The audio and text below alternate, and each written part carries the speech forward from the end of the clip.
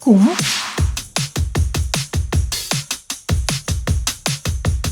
Várias gerações de professores e alunos utilizaram manuais coordenados pela Cristina Maia. Agora chegou o momento de conhecer a sua nova equipa. Partilhamos uma enorme paixão pela história e uma proporcional vontade de desfazer os grandes mitos sobre a disciplina. Para nós, professores, ensinar história é puro prazer. É interessante e entusiasmante. Mas já todos ouvimos dizer que a história é aborrecida. Por que será? Pense na forma como a muitos foi ensinada a história. Lembra-se como se aprendia a partir do que o professor escrevia no quadro ou se lia no manual? É por isso que, para nós, os dias mais gratificantes são aqueles em que sentimos a turma envolvida e entusiasmada.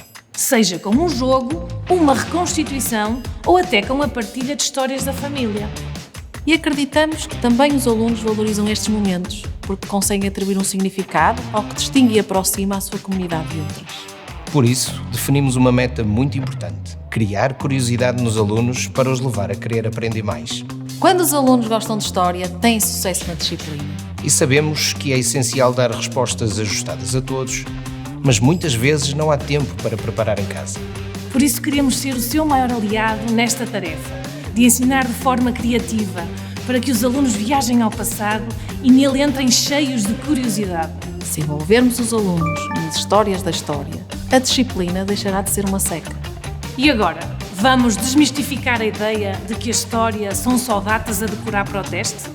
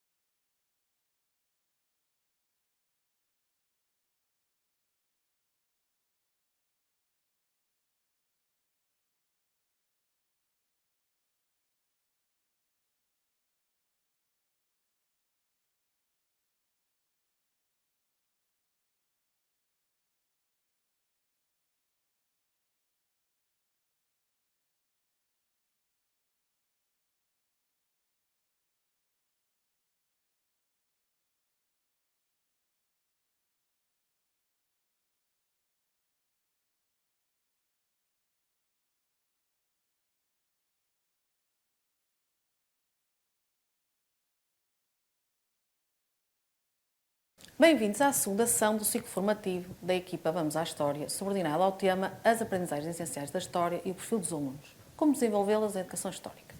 Nesta segunda sessão, iremos dedicar ao trabalho dos conceitos de segunda ordem, das aprendizagens essenciais e como é que esse trabalho contribui para o desenvolvimento do perfil dos alunos. Várias gerações de professores e alunos têm vindo a utilizar manuais coordenados pela colega Cristina Maia. E agora chegou o momento de conhecer a sua nova equipa, que partilha com ela uma enorme paixão pela história e uma proporcional vontade de desfazer os mitos sobre a disciplina. Infelizmente, a Cristina não pode estar hoje connosco, como a mim, Ana Margarida Maia, ser hoje a oradora desta sessão.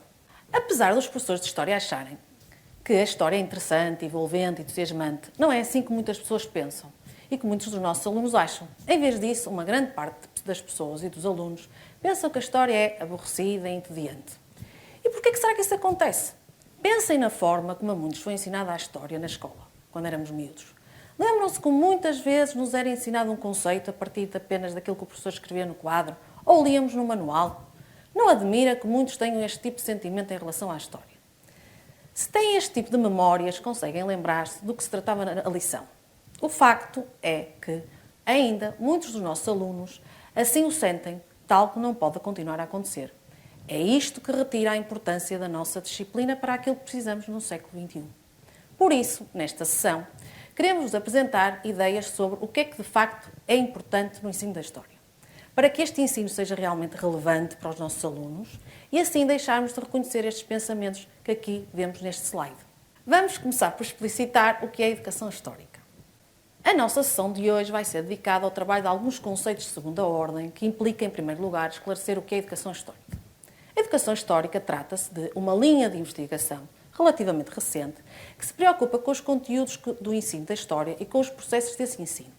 Esta linha de investigação tem como grande intenção inserir mudanças na aprendizagem, compreender e aprender os conceitos metodológicos relacionados com a disciplina de História, os tais conceitos de segunda ordem a que nós hoje vamos aludir, e privilegiar as ideias que os alunos possuem como ponto de partida do processo de ensino-aprendizagem da História, por forma a encontrar pistas para uma mudança conceitual progressiva. Um dos principais objetivos da educação histórica é contribuir para a definição dos princípios do pensamento histórico, ou seja, os aspectos fundamentais que devemos ter em consideração quando estamos a ensinar História, aquilo que é verdadeiramente importante desenvolver nos nossos alunos. A educação histórica tem como pressuposto saber que a História visa desenvolver um pensamento histórico, quer isto dizer, construir conhecimentos sobre o passado próprios a serem utilizados para se compreender e pensar a realidade social. Assim, a investigação em educação histórica desenvolveu o modelo do pensamento histórico, presente no documento Os 6 Conceitos do Pensamento Histórico, dos autores Peter Seixas, Levesque e Morton. Este modelo contempla 6 conceitos, como podemos ver ali no slide. Um deles é a relevância histórica. Trata-se da importância que é dada às personalidades e acontecimentos históricos, selecionados de uma infinidade de factos, ou seja, escalonar a importância de determinados factos que conduziram a uma determinada realidade histórica em relação a outras. As evidências, que também vemos ali, isto é, as provas que confirmam determinadas características de uma realidade histórica, nomeadamente através do trabalho de fontes. A continuidade e a mudança, isto é, a descrição de permanências ou transformações históricas recorrendo a noções temporais de forma adequada. A causalidade, a explicação multifacetada dos fenómenos, partindo de uma rede de relações de causa e consequência. A empatia, isto é, colocar-se na posição do outro, devidamente contextualizado nos valores, na mentalidade, na forma de vida da época. Por outras palavras, trata-se da habilidade para compreender as razões e as ações de indivíduos que viveram numa realidade e num tempo diferente do presente. E, finalmente, a dimensão ética da história. Trata-se da dimensão ética do pensamento histórico e como esse aspecto ético tem um impacto no indivíduo para a sua formação enquanto pessoa, isto é, a realização de um juízo ético sobre os acontecimentos e as atitudes. Assim, são estes conceitos que devem reger a nossa ação de ensino-aprendizagem da história. Então, por que é que se ensina e se aprende História? Porque muito daquilo que somos tem explicação no que fomos e, portanto, a História é essencial no nosso dia-a-dia. A nossa principal missão como professores de História é fazer com que os nossos alunos reconheçam a importância da disciplina para a sua vida. Para além disso, temos de ser capazes de desenvolver nos nossos alunos conhecimentos, capacidades e atitudes. Então, quais são os reguladores que temos de ter em consideração para cumprir o programa de História? Ou seja, que conhecimentos, capacidades e atitudes temos de ser capazes de desenvolver nos nossos alunos. Esses reguladores dividem-se em 3 grandes aspectos, como mostra ali aquele nosso esquema. Um deles é a simples aquisição de factos e conteúdos. Outro será a explicação, a interpretação de fontes, a contextualização, a orientação no espaço e no tempo. E agora explicando um bocadinho melhor o que são estes grandes elementos da explicação, da interpretação, da contextualização. A explicação, no fundo, trata-se do desenvolvimento de abordagens reflexivas face ao conhecimento, não ficando preso a explicações únicas, mas também ao desenvolvimento de atitudes críticas face ao conhecimento, admitindo que eles são reversíveis e provisórios, e nós sabemos bem, como professores de História, que o conhecimento histórico é sempre revisto e provisório, e, portanto, é necessário dar aos nossos alunos essa noção. Mas também a explicação é a capacidade de reconhecer e valorizar argumentos bem fundamentados, distinguindo assim versões mais ou menos válidas. Olhando agora para a interpretação das fontes, que se trata da aptidão para interpretar, selecionar e organizar a informação a partir das fontes. A compreensão contextualizada já é outra visão e implica que é necessário contextualizar os factos, tentando discernir as intencionalidades, os constrangimentos de todas as situações históricas. Relativamente à orientação espacial e temporal, é, por exemplo, pensar que a orientação no tempo permite desenvolver a capacidade de projeção de factos e situações no tempo. Finalmente, temos a comunicação histórica. Então, sabemos atualmente que o desenvolvimento do pensamento histórico é assente em 3 aspectos, isto é, 3 procedimentos para a construção do pensamento histórico pelos alunos e passam por 3 aspectos fundamentais. O primeiro, que temos ali já em cima, é o levantamento das ideias prévias, isto é, as ideias que o aluno ou que cada aluno tem sobre cada assunto, resultado do que é o seu dia-a-dia, do que houve na comunicação social. Muitas vezes essas ideias podem ser verdadeiras ou falsas. O segundo aspecto, que encontramos na segunda linha, serão as ideias substantivas. Trata-se da formação dos chamados conhecimentos substantivos, ou seja, os conhecimentos que se referem a conceitos, datas, acontecimentos e realidades históricas. Finalmente, o terceiro aspecto são as ideias ou conceitos de segunda ordem, que são os conhecimentos metodológicos específicos da nossa disciplina, ou seja, o desenvolvimento de capacidades, competências de natureza histórica, por exemplo, as noções de tempo, de mudança, de ruptura, de continuidade, entre outros. Ora, hoje interessa-nos precisamente trabalhar 2 destes conceitos de segunda ordem, a mudança, a ruptura e a continuidade. E disso é que vamos começar a exemplificar nas aprendizagens essenciais no slide seguinte. Então, as ideias de segunda ordem são ideias que fazem parte da natureza da história, com uma ideia de mudança, continuidade e ruptura. Ora, um dos aspectos fundamentais na aprendizagem da história é o desenvolvimento da capacidade de compreensão do que muda e do que permanece. Assim como podemos ver no slide, o fluxo complexo da história anda em torno da continuidade e mudança da realidade histórica, aspectos que se encontram entrelaçados no tempo, pois ambos podem coexistir. Outro aspecto relativo a este fluxo complexo é a mudança, isto é, o processo ou o ritmo, se podemos pensar assim, ou padrões variados que podem acontecer nos fenómenos históricos. Quando falamos de progresso e declínio, isto são avaliações amplas da mudança ao longo do tempo, que dependem dos impactos dessa mudança. Convém também aludirmos à periodização, pois esta ajuda-nos a organizar o nosso pensamento acerca da continuidade ou da mudança. Podemos assim compreender a importância do trabalho destes conceitos de segunda ordem com os nossos alunos, ainda mais se estes estão presentes nas aprendizagens essenciais da história do 7º ano, tal como vamos ver de seguida no próximo slide. Os conceitos de mudança e ruptura e continuidade são agora novos conceitos dos conteúdos do 7º ano presentes nas aprendizagens essenciais. Isto para nós, professores de História, é algo completamente novo e, como tal, achamos que seria importante apresentar-vos algumas ideias práticas de como trabalhar estes conceitos nos diversos conteúdos do 7º ano. Ora, estes conceitos encontram-se presentes nas aprendizagens essenciais dos seguintes subdomínios. No subdomínio 1, designado por das sociedades recoletoras às primeiras sociedades produtoras, encontramos o conceito de mudança e ruptura presente na passagem do Paleolítico para o Neolítico, uma vez que se produzem mudanças drásticas e, portanto, uma ruptura entre o modo de viver dos seres humanos do Paleolítico e o modo de viver das comunidades humanas do Neolítico, como os vamos ver a seguir em 2 exemplos práticos exatamente de como trabalhar esses conceitos. Este é um exemplo, por excelência, de um conteúdo para trabalhar o conceito de mudança e continuidade, porque o aluno consegue compreender que há coisas que mudam e permanecem. Podemos pedir aos alunos para encontrarem exemplos de mudança e continuidade entre as vivências das comunidades recoletoras do Paleolítico e as atuais. Aliás, nas minhas aulas é frequente, nas minhas aulas de 7º ano, pedir aos meus alunos a tarefa de encontrarem a mudança e a continuidade entre as comunidades recoletoras e as comunidades atuais. Vamos apresentar mais outro exemplo deste trabalho dos conceitos de segunda ordem em sala de aula. Mais especificamente o conceito de ruptura e continuidade. Neste caso, a passagem do Paleolítico para o Neolítico, fazendo os alunos compreenderem que há uma mudança no modo de vida dessas comunidades e levarem os alunos a fazerem uma tarefa, que eu também faço muitas vezes na minha sala de aula, que é identificarem a passagem entre o Paleolítico e o Neolítico como um momento de ruptura. Mas regressemos às aprendizagens essenciais. E regressemos agora ao subdomínio 1.2, designado por contributo das civilizações urbanas. Aqui também encontramos conceitos de segunda ordem, nomeadamente o conceito de mudança e ruptura, por exemplo, na transição entre o Neolítico e o nascimento das novas civilizações.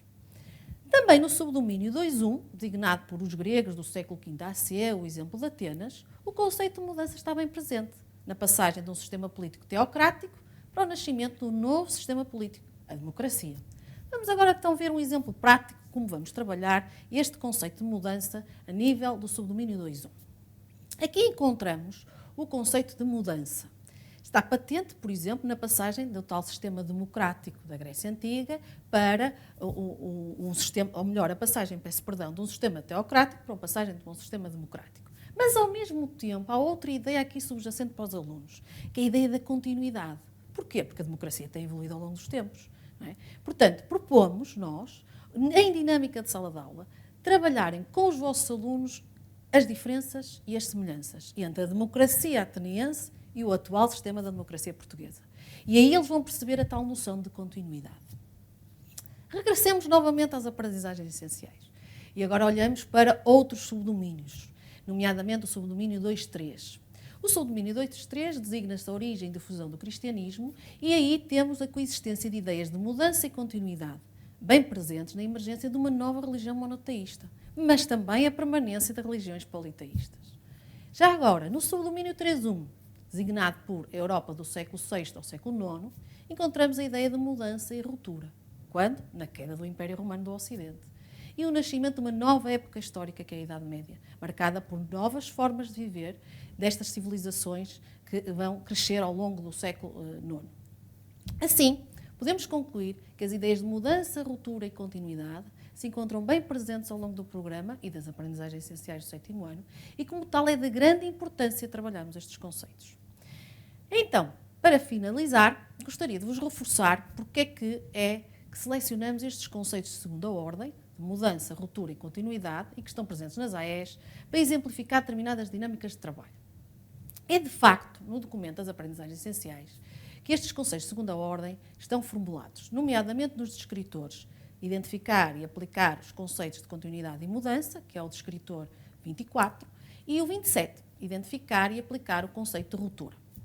Ora, aqui podemos vos dizer que estes conceitos vão ao encontro das seguintes áreas de competência de perfil dos alunos: o desenvolvimento do pensamento crítico e o desenvolvimento do pensamento criativo.